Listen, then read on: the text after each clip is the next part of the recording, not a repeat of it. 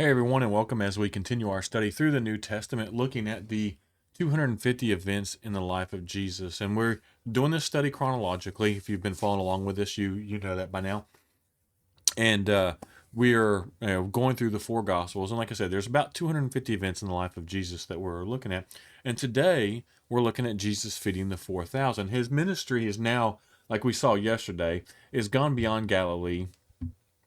Really the last couple of days, we see him, the faith of a Gentile woman, and him healing many people. And so today, um, we're looking at feeding the 4,000. And basically, what happens is Jesus calls his disciples and says, "Hey, I feel bad for these people, right? They've been here waiting for me, or with me for 3 days, and they have nothing left to eat. I don't want to send them away hungry, or they'll faint, along the way." And so the disciples replied, "Where will we get enough food in the wilderness for such a huge crowd?" Like they hadn't just seen him feed 5,000 people earlier. And then Jesus asked, "How much bread do you have?" And they replied, 7 loaves and a few small fish. And in Mark's version, they say 7 loaves, and then later on they find a few small fish. So again, the different perspectives, one from Matthew, one different from Mark. He said, "Then he took the 7 loaves and the fish and thanked God and broke them into pieces. He gave them to the disciples who distributed the food to the crowd, and they ate as much as they wanted. And afterward, the disciples picked up 7 large baskets of leftover food.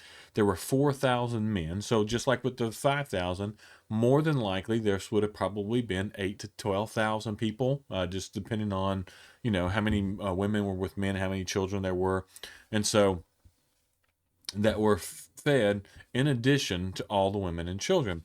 And then Jesus sent the people home. He got in the boat and crossed over to a different region. And so, what we see here is Jesus, instead of feeding 5,000 people, like we talked about a couple days or about a week or so ago, he's now feeding the 4,000, right? And this is a separate event from what we saw of the feeding of 5,000 we read about in Matthew 14. And it's confirmed by Mark, right, in Mark 8, verses 1 through 10, which is part of this reading too. Again, I tend to teach out of Matthew. I like Matthew's perspective, but I do go back and forth if I find detail in one of the writers that's a little bit different, or that I need to go into. And so this was the beginning of Jesus's expanded ministry to the Gentiles. Right, he was going out of Galilee. He was getting more away from the Jewish people, and actually spreading his message about his kingdom into the Gentile areas. And so this is kind of record of that. Just as Jesus was concerned about these people's need for food, he was. This is the wonderful thing about Jesus. He would see these things. One, he had the insight to know what they were thinking, what they were feeling. And so he had that compassion for them. And so just as he is, concerned about their needs, right, and for food and physical stuff, then he is concerned about our daily needs as well. And we need to make sure we understand that, yes, Jesus and God are concerned about our daily needs.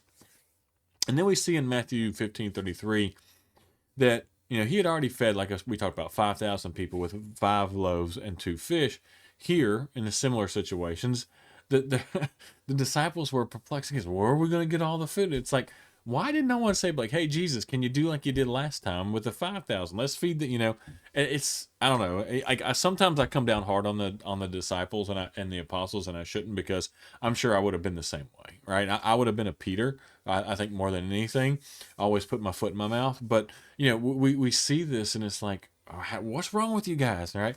But I don't know. It's just maybe at that point they just still didn't think to the supernatural immediately. It's like, oh wow, we've got to, where are we gonna get the food? And so it goes back to how easily we throw up our hands in despair when faced with difficult situations, right? We do the same things as Christians. It's like, oh, God's gotten me through something like this before, but what am I going to do? How am I going to get through this? And it's like, oh, God's going to get you through it. He always has.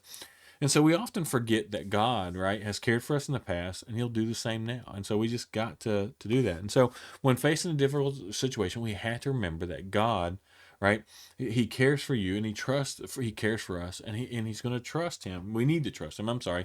To work faithfully again. And so we need to make sure that we do that. And Mark 8:6, right? Jesus gave thanks for the food and serves, and I think that serves as a model for us, right? If any of you grew up in a Christian home, or maybe not even a Christian home, but a religious home, you prayed before your meals. You thank God for your meals. And I think he sets this right. Life is a gift. And the nourishment that life requires, right? While it comes from the works of many hands, it ultimately comes from God, and it ultimately comes from the blessings of God. And so that the time before meals provides a good opportunity to thank God for the daily needs. I mean, now it doesn't mean like you're sinning if you don't, right? There's no command that says you have to pray before you eat a meal, right? It's just a good time to sit and thank God for everything that he gives us. Again, this is one of those traditions. It's something that's traditional, but it's a good tradition of praying and thanking God for something that He's given to you, because you know what, us in America, we're blessed, right? We have way more than a lot of people do outside of our country, and so I mean we get 3 meals a day if you want to. I mean most people can eat 5, 10 meals a day if you want to, right? I mean there's not a limit a lot for a lot of us, and so we should be very thankful for how blessed we are, because there are some people out there who are lucky if they get 1 meal a day. And so we need to remember that and make sure we do it. And so we need to be grateful and show gratefulness to God. And it needs to be genuine. It needs to be a genuine and thanks. And so, again, we see here Jesus performs another miracle. He feeds 4,000 people.